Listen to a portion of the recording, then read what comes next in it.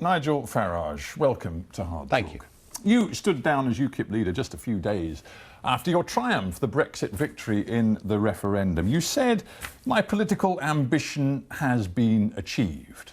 But it hasn't, has it? We don't know what Brexit's going to be like. We've won the war. We now have to win the peace, and I get that. And I mean, don't forget that I'm staying on as leader of a group in the European Parliament. You know, I will see through that process once Article 50 finally gets declared. So I'm still going to be involved. You very rarely go to the European Parliament, so that's not much of a pulpit. You've abandoned your main pulpit. You were leader of UKIP. UKIP, it has to be said, scored a famous victory with this Brexit vote. But all of the detail, all of the really important stuff of what Brexit will look like is still to be debated, and you've walked away. Well, I wasn't going to be asked to be directly involved in the government negotiations. I will, as a former leader of UKIP in the United Kingdom, commentate on what the government are doing, encourage where it's going well, chide a bit if I don't think it is going well. I don't need to be leader of UKIP to do that. What I've stepped back from is leading a domestic political party, heading it into the next set of elections, you know, endless by-elections, county council elections, and all of those things. And, you know, I've been doing this quite a long time. Oh, I'm well aware of that. You and I have been talking for quite a long time. But the cynic would say, and certainly those critical of your Brexit views would say, you know, you smashed up the shop and now you refuse to engage in the repair process. You know, you could argue it's never over in politics, couldn't you? You know, you and I could sit here in 2.5 years' time and we've got Brexit, but there's an opposition party who wants to challenge it at the next general election. It's never over in a sense in politics, but this is what I do think. I do think that we will leave the European Union. The question is on what terms. Right, you see, the new leader of your party, Diane James, she says, and this is a direct quote, the Tory party simply cannot be trusted with true Brexit. Well, do you agree? Because if you do agree, it again just seems odd that you would vacate the stage when the people in charge cannot be trusted. But however well I do as party leader in county council elections doesn't really affect that very much, does it? You know, whatever I do in a by-election in Witney or whatever it may be doesn't really affect that very much. Well, of course it does. It affects it in the same way that because of the surge of support for you and your party in the last few years, David Cameron was effectively forced to take the decision to have a referendum. So you are important. You seem to be denying your own importance. But I'm not running away. I'm still there. I still exist. I'm still part of UKIP. I will support the new leader. Well, she's probably going to be a bit worried then. If you're saying, you know what, I'm just going to be as important as ever. I mean, you're not the leader anymore. You can't be leader and not leader at the same time. In terms of commentary, in terms of engaging in debate, I'm going to be there as I was before. What I won't be doing is dealing with party politics. Let's now focus on what Diane James said about the Tory party, the Tory leadership not to be trusted. Article 50, that is the formal way in which the negotiating process between Britain and the European Union is triggered. It hasn't been triggered. It seems now from Theresa May's words that it won't be triggered until 2017, and many of those around this decision seem to believe it may not be taken until late 2017. Do you think that's acceptable? That would be a disaster. That would be a disaster, because in terms of, once Article 50 is triggered, in terms of our negotiations, one of the biggest opportunities are the elections taking place, the presidential elections in France in the spring of next year. And of course in Germany, we've got the general election happening in October of next year. And one of the big things that British negotiators need to do is they need to go and meet every German car manufacturer, every French wine, well that may be pushing it a bit, but the big French wine producers, because ultimately, you know, a non-tariff free deal, which for us, by the way, doesn't sound very attractive, but it's better than where we are now.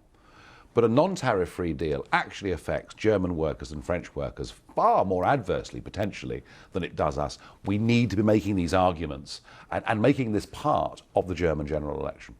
Just to be clear, when you talk about a non-tariff free deal, you are saying, are you, that you believe it is possible to get a deal which involves tariff-free access to the single market, while at the same time completely walking away from the principle of the free movement of labour? Well, there are 48 other countries in the world that have just that. I mean, this is the point, isn't it? That we're living in a world where all over the world we've seen a mushrooming of free trade agreements between countries in every continent on the planet, and free trade agreements do not virtually ever include the free movement of people. Now, the reason that the EU initially will play hardball is because they're fearful that if they were seen to give this to the United Kingdom, that half the other countries in the European Union would want the same thing too. But, yes, and that's a very real fear, which is why everybody from Juncker to Merkel to Tusk to all of them are saying your vision of what might be achieved is completely, utterly unrealistic, is not going to happen. At what point will you start to believe their words? As a starting point for negotiations, you would be surprised if they said any different. I have a feeling they've got problems about to subsume them that are rather bigger than Brexit negotiations. I think that frankly, the bust-up between the Eastern European countries and Germany effectively, over Mrs. Merkel saying last year, as many people as want to come can, and when they did come, Germany then says through the European Commission, you must take quotas, numbers of people, and they're just simply saying no, and I don't see that changing at all. My point is this, that Europe is beset by problems. They can start off, if they want, being tough with the United Kingdom, but ultimately, their electorates, the German car workers union, the French wine producers want a sensible deal with the UK. But my instinct is that if you want to find problems, you're better off looking much closer to home. You're going to find problems when you look at what Theresa May and perhaps Foreign Secretary Boris Johnson actually do over the next few months in terms of their relationship with Europe. Theresa May's already made it clear that she's not interested in some of the ideas you put forward during the Brexit campaign. I know, yeah. Yeah, I mean, you talked about the point system to control future migration with Europe. To be fair to the Prime Minister, there are other ways of doing it, but given her record as Home Secretary, yes, I'm slightly nervous. Yeah, you said just a few days ago that you feared backsliding from Theresa May. So you don't trust Theresa May, basically. If she's a backslider, you clearly don't trust her. She started off saying wonderful things. I mean, she wasn't the Prime Minister that I would have chosen, but it all looked really good for the first few weeks. And the first wobble that I saw was at the G20, when she sort of stood beneath the flags and said that people had voted for some degree of control over immigration. Well, oh no, we didn't. We voted for control. Right, so you're worried about Theresa May. You must be worried about Boris Johnson, because after, he was perhaps the most high-profile leader. He was very important. He was very important, you say. Well, this is what he said after the Brexit result. He said, the British people will still be able to go and work in the EU, to live, to travel, to study, to buy homes, to settle down. There will continue to be free trade and access to the single market. I mean, Boris seemed to be saying, don't worry, people, nothing much is going to change at all. Well, ultimately, there's one certainty from Brexit, total certainty, that we have voted to take back control of our country. We voted to make all these big decisions. Nobody knows what that means, and my point to you is that here you sit now on the sidelines. No, it's very simple, actually. Parliament makes our laws, and our own courts judge them. End of. That is what we voted for. That is the ultimate test of sovereignty. Well, it's very interesting you say Parliament makes the laws. I mean, David Davis has made it plain that Parliament won't be consulted through this negotiating process. He says it's far too sensitive and confidential. And he said to a committee just the other day, I may not be able to tell you everything, even in private hearings. So the government's going to do this on its own. It's not going to listen to Nigel Farage. Well, they have a mandate to do that. Of course they do. But I would also add this. There wasn't much confusion in terms of what was being said during the Brexit campaign. Everybody from the figures on the right of politics, and let's say, for example, Boris Johnson and Michael Gove, we had... Just in parentheses, do you believe that Boris Johnson really, in his heart, is committed to Brexit in the way you are, or for him was it a vehicle for personal political ambition? No, I think he believed in it. I think it may have taken him a long time to make his mind up. I mean, he'd gone from being a Eurosceptic journalist in Brussels back in the 1990s to appearing to support the project. Now, I think in the end he did make his mind up, and I think it was genuine. But all of us, UKIP, Conservative, Labour, all of us that argue for Brexit made it clear we want to make our own laws in our own country, control our own borders, and crucially, not be members of the single market. There's no confusion about that in terms of people that voted for Brexit. Well, you say no confusion, and you're very clear in your own mind. Does it stick in your throat that during the campaign before June 23rd, and clearly since June 23rd, people like Theresa May and David Davis steadfastly refuse to consult you? Oh, they won't do. They won't do. Why do you think that is? Look, they hate me. I mean, I've cost them a Prime Minister, a Chancellor, a European Commissioner. I mean, why would Theresa May hate you? You've got her into number 10. Yeah, because it's a psychological thing. They see me as having wounded the tribe. And that's a crime that can never be forgiven. Look, I couldn't care less about that. I knew the day after Brexit that they were not going to involve me in any of their teams or any of their negotiations. I got that. I understood that. I've taken the view that I can do a lot from the European Parliament and a lot, actually probably more, on the European question, not being leader of a domestic political party, which being on the road the whole time, supporting election campaigns up and down the country. So I know exactly where I am with this. I'm happy with that. I'm worried about the government. I'm worried about backsliding. And you don't trust them. Let's just get to a yes-no thing. You don't trust this government. Oh, I was told years ago, never trust the Tories, and that thought hasn't gone away. So let me just expand on that thought and ask you what if you see that Brexit isn't going to be delivered by 2020, for example, what do you do then? Yeah, no, that's a perfectly fair question. I mean, to me, Brexit's easy. You know, we have back British passports, we have control of our fishing waters, and our companies are not subject to EU law through the single market. They're my three tests, if you like, of what Brexit means by 2020. I hope I'm wrong. I hope they deliver all of these things. Well, let's get to my question. What do you do if it isn't delivered by 2020? Well, then I couldn't walk away, could I? I wouldn't be able to go into all the... So this is another famous Farage semi-retirement. No. I hope I never stand for election again, ever, anywhere. I hope I don't need to. I did not come into this for a career. I came into this for a cause, for a crusade. Let's, if we may, just cast our mind back for a brief moment to the campaign itself. Are you ready now to express some regret for some of the things, including, frankly, falsehoods that were peddled by the Leave campaign during the campaign? We've had 45 years of lies from those supporting the European project, telling us it was a common market. Don't worry your little heads, it'll never be political. And they go on lying. You know, the very day the European... Yeah, but I wasn't asking you about their campaign, I was asking about yours. Do you regret the lies that were told on your side? On the very day the European Constitution was produced by Giscard, the House of Commons was told by the Europe Minister it was a mere tidying up exercise. Giscard said it was for a superstate. So we've had to put up with an endless diet of lies. Now, as far as the Leave campaign was concerned, there was one mistake that was made. What was that? There was a factual mistake that was made. That? That was the 350 million. And that was a factual mistake. It was on the posters, I mean, on the battle buses. a very small factual mistake. The message to the people, a very small if you factual vote mistake. Brexit and get Brexit, £350 million a week will go to the NHS, and that is a complete falsehood. Yeah, and if you vote Brexit, according to the Chancellor, each family will lose £4,500 a year. You know, Look, there was some nonsense. Why redirect my questions to take a pop at the opposition? Why not now, because it's over, why not acknowledge, some things were said that were false, that were lies, and you regret it? I think that was the only fundamental mistake that was made in terms of fact.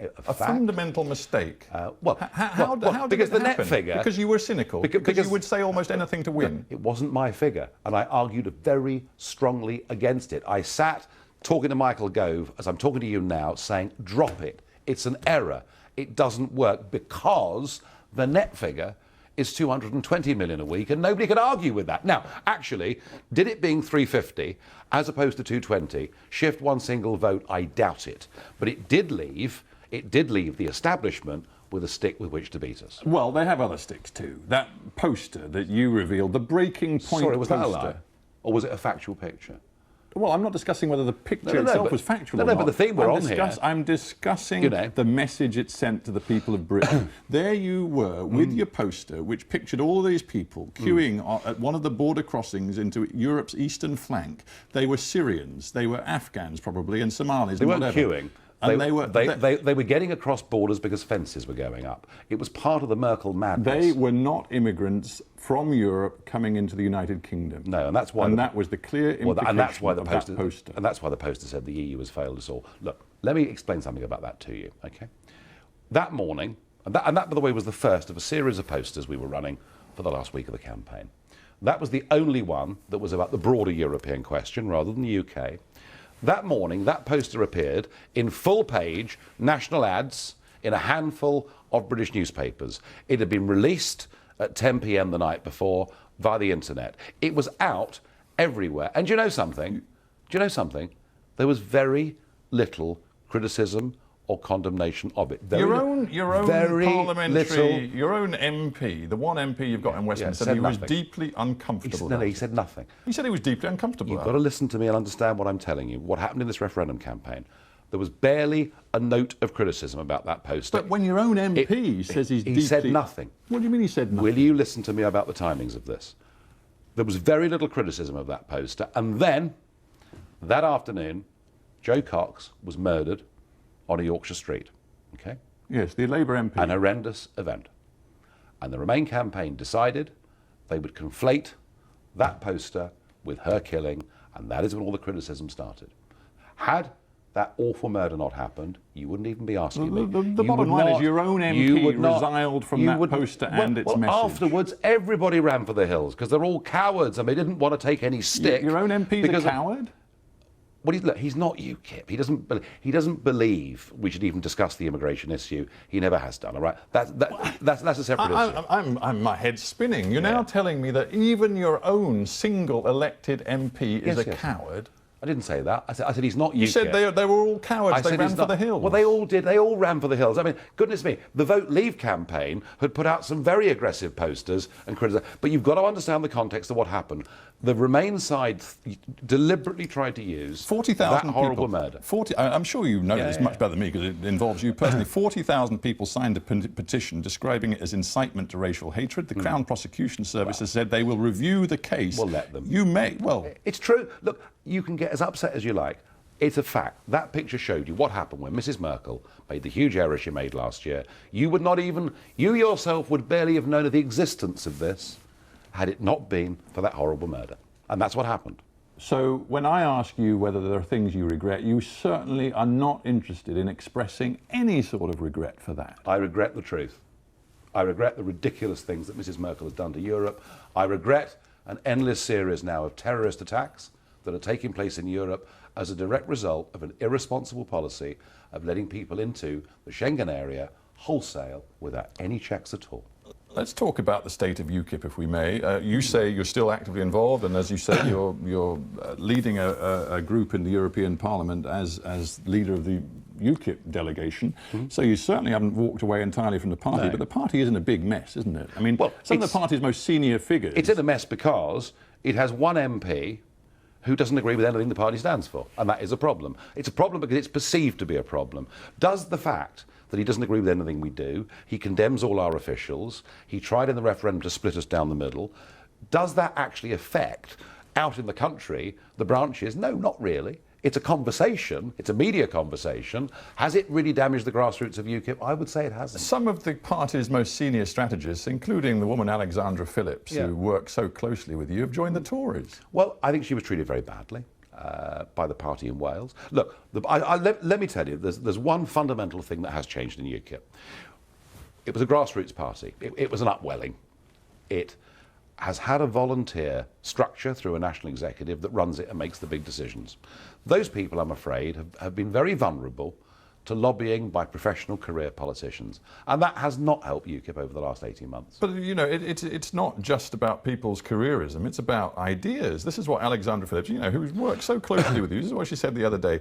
Ideologically, the Tories are doing the UKIP dance now. If you look at our 2015 manifesto, Theresa May has announced it all in the first months of being Prime Minister. Grammar schools, fracking, Brexit means Brexit, controlling immigration. Yes, it all sounded very good in the first few weeks, and now it's not sounding quite so good, is it? Well, no, it's not what she says. She says, what's the point of UKIP anymore? If the Tories are delivering what you wanted... Well, will they deliver it? You know, will they deliver it? That's the point, isn't it? That really is the key to all of this, and I worry...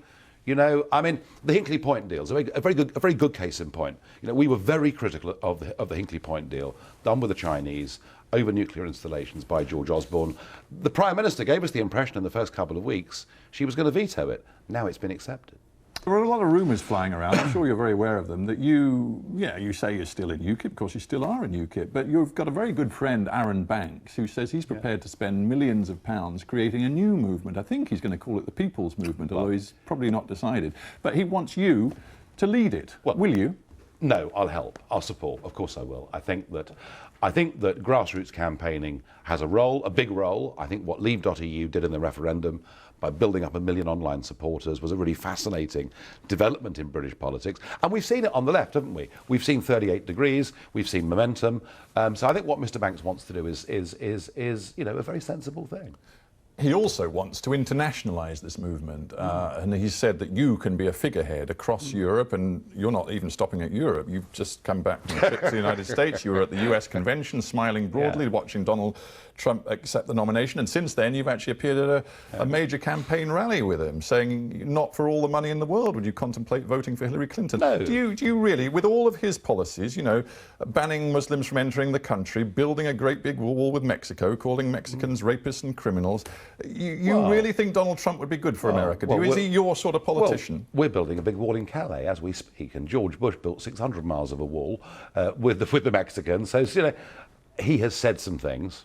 Of course, he said some things I don't agree with. Of course, there are positions on social issues where any British politician and any American politician, you know, simply aren't going to meet. But, you know, I went to tell the story of Brexit, and the story of Brexit is bigger than just the United Kingdom voting to leave and what the negotiating process will be. I think actually the story of Brexit is something that could completely transform politics across the entire Western world. Why? What is it about Brexit that could have this international resonance? It's very simple. You know, when all's said and done, Brexit happened because about 2.5 million people who did not vote at the last election and who in many cases had never voted in their lives went to the polls, and a clear majority of them did vote for Brexit. That's what swung it.